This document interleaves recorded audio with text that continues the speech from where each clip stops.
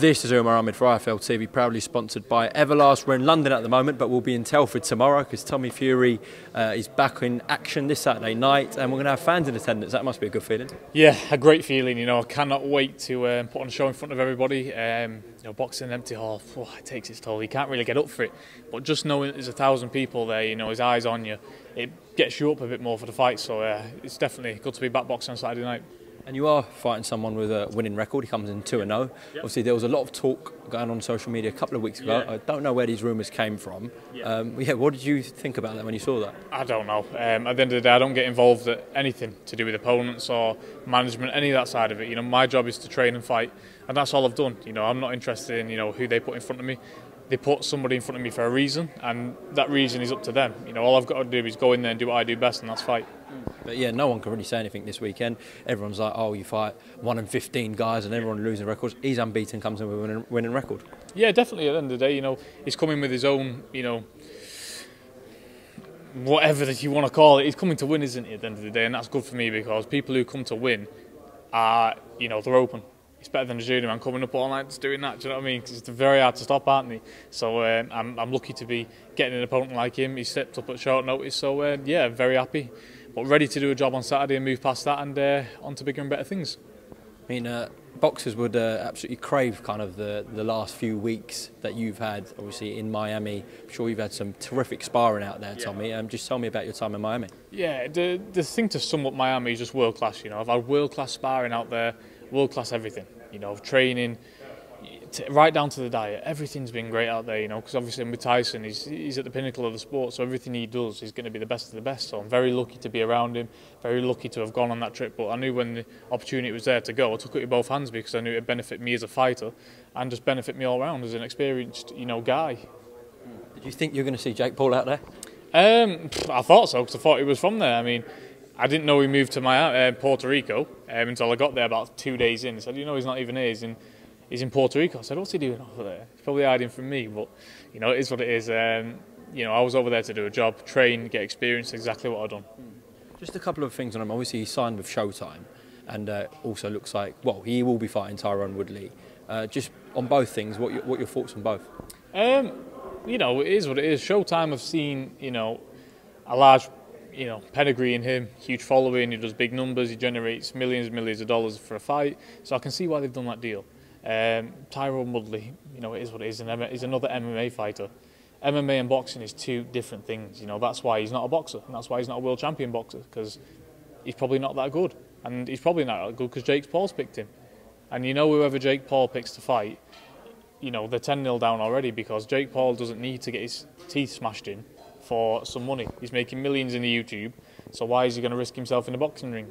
There's going to be, you'll see a Jake Paul win on that fight because, you know, he wouldn't put himself in a position where he could get beat because he hasn't got a set of balls to have a real fight. So it is what it is. Considering that deal with Showtime, he's going to have to fight a boxer soon, isn't he? You know, I mean, no. I can't see it happening. You know, look at the way the world's gone. You know, Logan Paul's fighting Floyd Mayweather. He doesn't have to fight any boxer if he don't want to. He can carry on doing whatever he's doing. He can fight Leonardo DiCaprio next and Showtime and put it on. But, you know, it's just the way of the world. You know, it's bums on seats, sells ticket, it grosses millions of pounds, and just get on with it. You know, boxing is not really boxing anymore. You know, would you have seen this type of stuff, you know, 20, 30 years ago? Definitely not. So, you know, you can never question anything in the sport of boxing no more.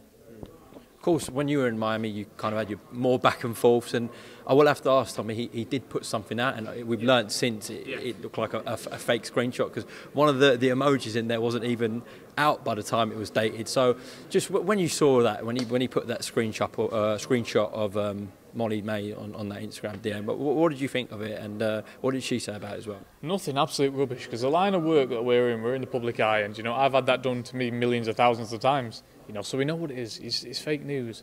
But to him, it's a big deal. He tries to get under these people's skins, but he can't do that because I'm a fighting man, and there's a lot more than a fake screenshot message you're going to need to do to get underneath my skin. That's just the way it is. You know, I don't think about Jake Paul too much. He's just somebody who may come into my line, you know, my line of work, who may not. I don't care. I'm not chasing that fight because I want to be a world champion, and beating a YouTuber isn't going to justify that.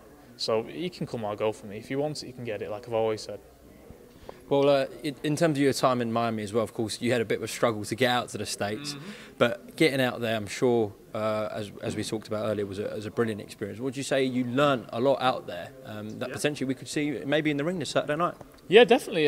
That's what I'm planning to do. You know, everything I'm doing out there, you know, in Miami, I'm looking to bring back here and put into the ring on Saturday night. That's the whole plan. That's the whole reason why I went out there, to gain experience, learn new tricks, and showcase that on Saturday night. You know, and I'm happy to be back, you know, so soon and be back out so soon. I think that's the main thing here. You know, I've not learned all that, come back out again in a year and forgot it all. It's fresh in my mind, so I can put it into play on Saturday, and I'm very lucky to be doing that.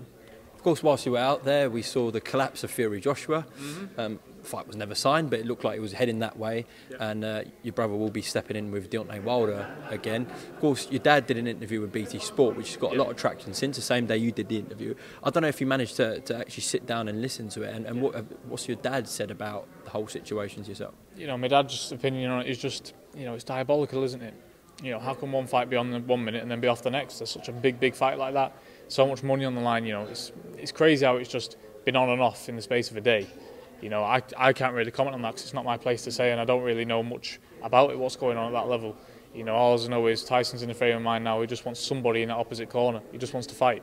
And when you got a man like that, it's very dangerous. You know, he's a man possessed at the minute. He's killing everybody in the gym. And Deontay Wilder's going to wish that he'd never opened his mouth at the start of this. Okay. I will say as well, when you were at that weigh-in, I think it was after your last fight, and I came to your room and you had a load of Nando's and you were about 80 quid on a Nando's. You told me in an interview you don't think that Fury Joshua fight will happen. You did say that. Yeah, I did, yeah. And I somewhere along the line, there's things that keep lurking out the woodworks to not make that fight happen. But I do think, you know, in time it will happen. I mean, I don't know though. It's hard to say, isn't it? Because it was nailed on last time. It was nailed on a week ago, and look what happened. So, you know, I don't know. At the top level of boxing, so many politics and so many opinions that float around. You know, it's very hard to know what's going to happen and what's not. I mean, all we can focus on is the signed and done deal, which is Wilder on July 24th. So, I think it's going to be a great fight. You're going to see the best Wilder, and you're going to see the best Tyson as well, because, you know, Tyson's going to need to be on his A game again, even better, because Wilder's, you know, it's do or die for him, isn't it? I know you said, in your opinion, of course, that Tyson gets rid of him just like last time, but I think especially the public are kind of overlooking Wilder. We know the heavyweight division takes one shot, and when you've got arguably the hardest hitting heavyweight ever, like, he's got to be switched on for this. I'm sure he will be, but I think the public are overlooking this fight, Wilder. Yeah, definitely. You know, the public are just seeing Wilder get smashed to pieces in the second fight. You know, but he's going to come harder and he's going to come faster. For my opinion, he's going to come in a little lighter than he did last time, and he's going to be here, then, everywhere, because this is his last chance. It's either lose this, get knocked out and retire, or throw everything he's got but the kitchen sink and hope to try and win. You know, but even though I know he's not going to beat Tyson, because Tyson's in a completely different frame of mind to what I've seen him before. He knows what's lurking at the end of this Wilder fight, so you're going to see the most switched on, most aggressive Tyson you've ever seen, because he just wants Wilder done, that book closed now, because he's done it twice, he's beaten him twice fair and square. You know, he doesn't need to be going back over old ground, but, you know, contracts and, you know, politics are the way they are, and he's got to do. But after this, hopefully we see the big fight. Well, in terms of Anthony Joshua, of course, his manager is Alexander Usyk, but we're in a situation here where we're not sure whether he'll vacate or not. What do you think Anthony does? I don't know. I mean, do you think he fights Usyk? Probably not. I think it's too big of a risk for him. You know, he knows what type of money it is for him and Tyson. You know, and they're not going to want to take any risks. I mean, they did that before with Ruiz. Look what happened. So they're not going to want to repeat the same story that happened, are they? So, you know, if he vacates, it won't surprise me. But then if he fights him, it's another great fight. So we just don't know what we can say, really. Well, listen, Tommy, it's great to see you back in the ring. We look forward to kind of what Miami will bring into the ring this Saturday, everything you learnt there. Is there anything you'd like to add before we go, Tommy? Nope, just everybody tune in live on BT Sport from 7 p.m. It's a great card, some great fights on there, and you're going to see a big dirty knockout again. Top man, Tommy, thank you.